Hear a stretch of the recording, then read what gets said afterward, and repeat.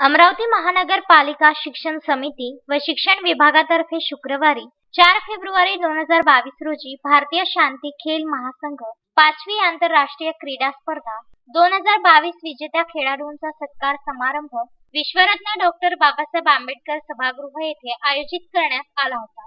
या कार्यक्रमाचे अध्यक्ष महापौर चेतन गावंडे, प्रमुख अतिथी म्हणून महानगरपालिका आयुक्त डॉक्टर प्रवीण आष्टीकर, सभागृह नेता तुषार भारतीय, विरोधी पक्षनेता बबलू शेखावत, शिक्षण समिती सभापती गंगा अंभोरे, उपसभापती संगीता बुरंगे, माजी महापौर विलास इंगोले, उपायुक्त सुरेश पाटील, मुख्य लेखा परीक्षक राम चव्हाण, शिक्षणाधिकारी डॉक्टर अब्दुल राजिक उपस्थित होते। या समारंभात सर्व मान्यवरांचे स्वागत करून कार्यक्रमाला सुरुवात करण्यात आली। यामध्ये खेळल्या गेलेल्या कबड्डी सामन्यातील चमूत मनपा हिंदी शाळा क्रमांक 11 भाजी बाजार व मनपा हिंदी शाळा क्रमांक 7 विलासनगर येथील शेख फैजान शेख शकील, इजान खान, अशफाक खान, हार्दिक शर्मा, यथार्थ व्यास, जैद खान, फिरोज खान, कॅप्टन सचिन चौहान, शिवम साहू, शेख आदिल, शेख आशिक, सुमित कुशवाह, शुभम मालिक, संतोष साहू, हनुमान व्यायाम प्रसारक मंडळाच्या अनिता कुर्रे, नवरंग क्रीडा मंडळाचे सभासद सदानंद आप्पा यांचा मान्यवरांच्या हस्ते शाल, पुष्पगुच्छ व सन्मान चिन्ह देऊन त्यांचा सत्कार करण्यात आला। महानगरपालिकेच्या शालेय विद्यार्थ्यांनी राष्ट्रीय स्तरावर सुवर्ण पदक प्राप्त केल्यानंतर आता आंतरराष्ट्रीय कबड्डी स्पर्धेतही अमरावती महानगरपालिका आणि पर्यायाने देशाचा डंका वाजविला आहे। नेपाळमध्ये जाऊन या विद्यार्थ्यांनी नेपाळच्या चमूला चारीमुंड्या चित करून सुवर्ण पदक व 12 सुवर्ण पदके पटकावली आहेत। विशेष म्हणजेच अमरावती महानगरपालिकेतील ही बहुधा पहिली सामूहिक उत्तुंग भरारी असून या निमित्ताने सरकारी शाळेतील विद्यार्थ्यांनीही हम भी किसी से कम नहीं हे सिद्ध करून दाखविले आहे। नेपाळ येथील पोखरा येथे 5वी आंतरराष्ट्रीय क्रीडा स्पर्धा सुरू आहे।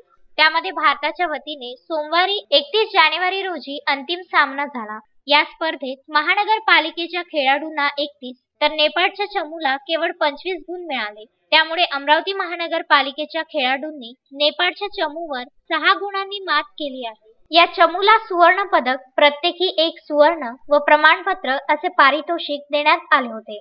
अमरावती महानगरपालिकेच्या विद्यार्थ्यांनी मिळवलेले हे यश अधिक महत्त्वपूर्ण असून शिक्षकांचेही योगदान मोलाचे ठरले आहे। आपल्या विद्यार्थ्यांचा सत्कार किंवा त्यांचं कौतुक हे आपण करणार नाही तर कोण करेल। त्यामुळे मी सर्वप्रथम या विद्यार्थ्यांना खूप खूप अभिनंदन करतो आणि आपल्या पुढच्या आयुष्यासाठी मी शुभेच्छा देतो। अमरावती महानगरपालिकेचं 2017 ते 2022 मी अनुभवलेला आहे आणि पहिल्या 17-18 मध्ये मी स्वतः शिक्षण सभापती असल्यामुळे शिक्षण विभागासोबत जवळचा संपर्क आला। सर्वांच्या सहकार्याने वेगवेगळ्या उपक्रम राबवून आपण शिक्षणाचा स्तर हा कसा उंचावेल, दर्जेदार शिक्षण कसं प्राप्त होईल याकडे लक्ष दिलं। नंतरच्या काळामध्ये मी शिक्षण सभापती नव्हतो तरी पण माझं लक्ष या शिक्षण विभागाकडे होतं।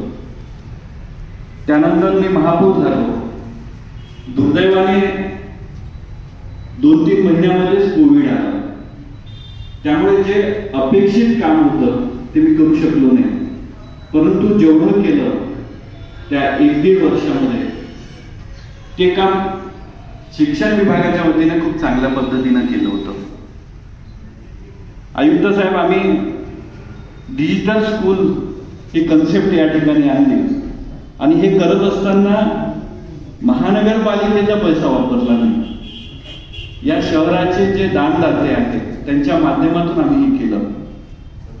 तुषार भाऊंनी जसं सांगितलं तसं क्रीडा महोत्सव असो, बाल महोत्सव असो, शिक्षकांचं वेगवेगळं ट्रेनिंग असो, हे सगळं केलं। त्यामागची एकच भावना होती की विद्यार्थ्यांमध्ये जे कलागुण आहे ते प्रगट झाले पाहिजे।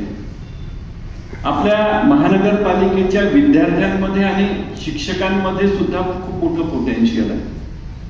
इथले शिक्षक PhD होल्डर आहेत, MPhil आहेत, पण दुर्दैवानं असं म्हणावं वाटतं की ते त्यांच्या क्षेत्रामध्ये लक्ष न देता वेगळ्या क्षेत्रामध्ये सर्वात जास्त लक्ष देतात।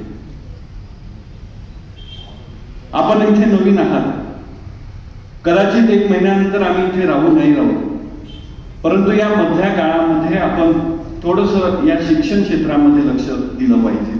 Vidarbha news bureau, Amravati.